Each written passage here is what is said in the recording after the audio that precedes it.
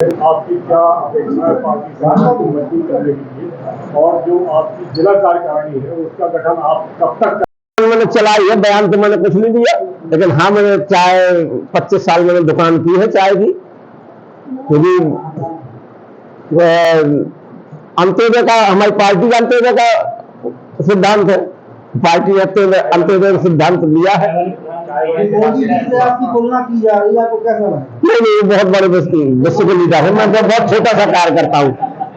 माननीय प्रधानमंत्री जी के मन की बात का कार्यक्रम अब केवल कार्यकर्ताओं के लिए नहीं रह गया, अब समाज जीवन के विभिन्न लोगों के लिए हो गया। इसलिए 25 सितंबर आएगा तो हमारे पार्टी के संस्थापक हम सब लोगों के अभिभावक रहे, उनके हम लोग स्मरण करते हैं, दीनदयाल जी की जयंती। और 26 से हमारे 2 बड़े कार्यक्रम प्रारंभ होंगे जो 1 सप्ताह तक लगातार 2 अक्टूबर तक चलेंगे।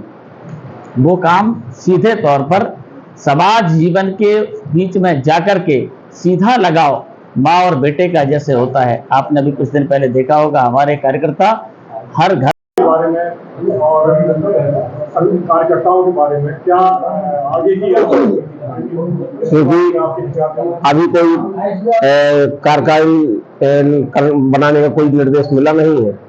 अभी यही कार्यकारिणी काम करेगी, क्योंकि हमारे सारे कार्यकर्ता अच्छे हैं, काम करने वाले हैं। तो हमें तो ये विचार करना है कि लाइन लगी है, कौन कार्यकर्ता दूसरे को देखते उससे अच्छा है, तीसरे को देखते उससे अच्छा है। तो ये तो जब निर्देश आएगा कार्यकारिणी बनानी है तो सभी लोगों के भाई साहब प्रभारी है, हमारे जिला अध्यक्ष जी है, मार्गदर्शन मिलेगा आदरणीय जितेंद्र जी का, तो सबके सहयोग से बैठ के कार्यकारिणी बन जाएगी। आगामी लोकसभा चुनाव आ रहे हैं, तो अभी से क्या प्रत्याशियों की कोई सूची या आवेदन आपके पास आए हैं? नहीं, अभी कोई आवेदन आपके पास? ठीक है, तो कार्यकर्ताओं को किस प्रकार से आप समझेंगे अपने संगठन में? कार्यकर्ता सब सहयोग की भावना से काफले हैं, सब आप साथ में काम किए हैं कई वर्षों से, तो कार्यकर्ता सब अपने हैं, कोई नाराज नहीं है। ये तो थोड़ा बहुत परिवार होता है तो थोड़ा बहुत चलता है, सम्मान जाए, सबके घर जाए, अगर कोई नाराज है तो उसके घर जाए। ये टिकट वितरण में क्या जाति समीकरण देखा जाएगा ऊपर से? अब ये पार्टी की लाइन है। गरीबों के हित के लिए 5 लाख रुपए का आयुष्मान कार्ड जारी किया था। अभी तक जितने आयुष्मान कार्ड बने, लगभग घोषित रूप से उनका जो कल का डाटा आया था वो लगभग थे 13 करोड़ से कुछ ऊपर। इसके बाद प्रधानमंत्री जी ने ये विचार रखा कि हर व्यक्ति के भाव से होना चाहिए, स्वास्थ्य की गारंटी होना चाहिए, तो इसको हम 60 करोड़ लोगों तक कार्ड लेके जाएंगे। तो उसकी दृष्टि से उन्होंने 3 योजनाओं को लागू किया है।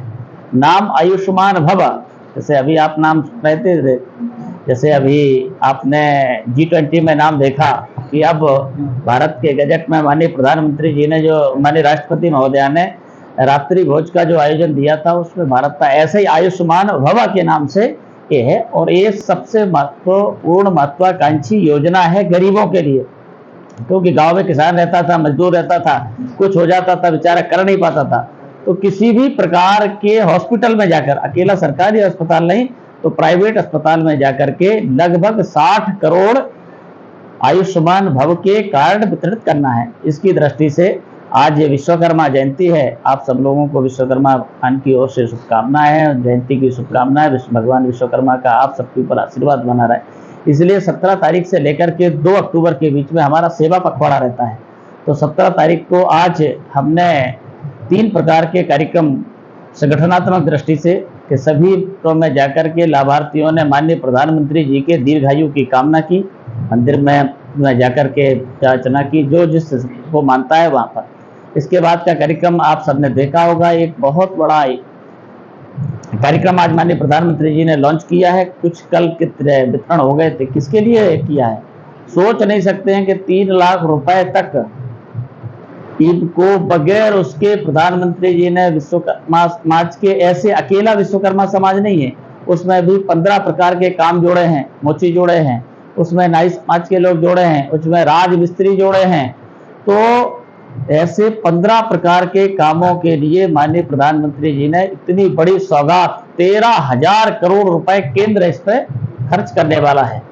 अभी तक आप सोचते थे छोटा एक था रेहड़ी पटरी वाला था, वो जाकर के दूसरे से पैसे लाकर कितना बड़ा उसको सूद देना पड़ता था, लेकिन अब सारे काम, इसलिए स्वनिधि योजना, आज माननीय प्रधानमंत्री जी की जिस योजना का आज शुभारंभ विश्वकर्मा जयंती के अवसर पर किया है, ये बहुत बड़ा लाभ आगे आने वाले समय में समाज जीवन के लोगों को मिलने वाला है।